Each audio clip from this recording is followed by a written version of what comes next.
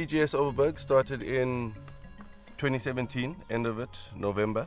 It was really a requirement for myself to get some organic assurance and market our products a bit more successfully locally. Obviously, PGS is not a one-man show. Went to some of the neighbors, Gert and Kirsten at Laughing Waters and a few others, and we set up the initial 4-member farming base. This year would be our second year audits for 10 of our farms.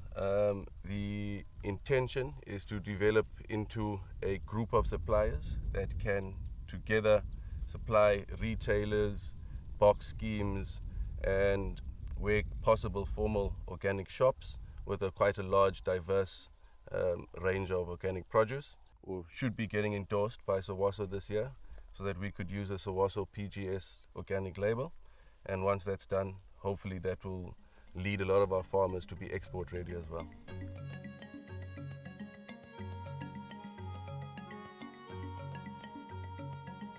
Okay, good morning everyone. Welcome to Steve Bai's PGS farm visit of the Overberg PGS.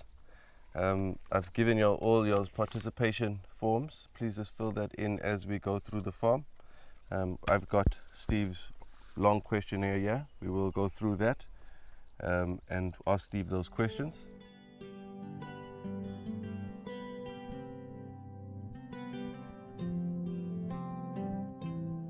Steve, you want to maybe just give us a bit of an overview of your farm and your activities? Welcome to Dubois Farm. We've been organic for 18 years on this land, certified under different bodies. We're doing 48 different vegetables through the year and 18 different herbs.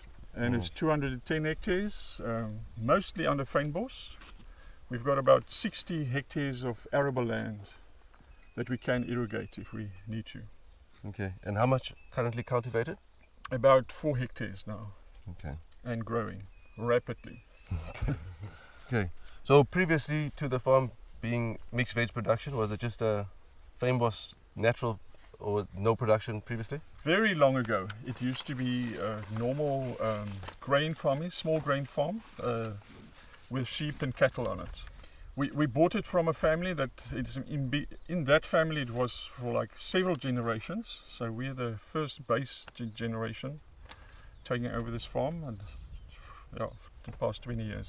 Oh, not often you see such old established organic farms.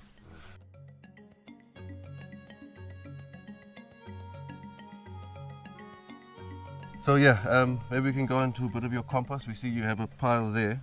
Do you make a lot of your own compost, and what are your ingredients if you do make?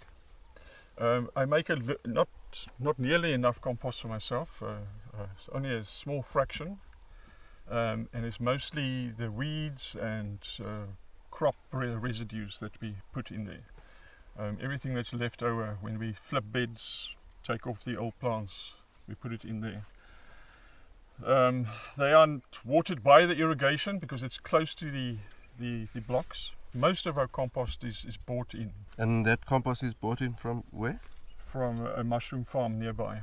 Okay. And do you know any of the ingredients of that mushroom compost, Steve? It's mostly hay and straw and some chicken manure. Okay. And that chicken manure, do you have any idea where that's sourced from? I believe it is factory farmed manure, but that's the only source we have. All the other sources are not good compost. Do you think the mushrooms break down the fact that it's chicken manure from a commercial farm? I believe so, and I mean there's also a lot of heat that goes in there to kill off bad microbes that might be in there, especially in the chicken manure, the salmonella and all those stuff. That's, I guess, again, quite a large-scale problem in South Africa. Without the production of organic animals, it's very hard to get the organic manure. So especially when you come to scales like this and require a lot, it has always been a challenge. But yes, good composting methodology and making sure that your compost hits the heat consistently and maybe 2 or 3 tons will probably be your best ways of cleaning those microbes and salmonella, etc.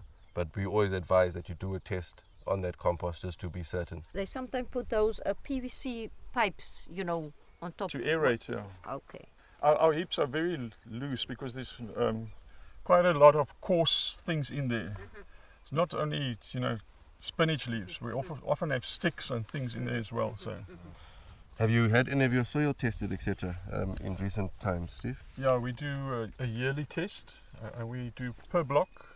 We've got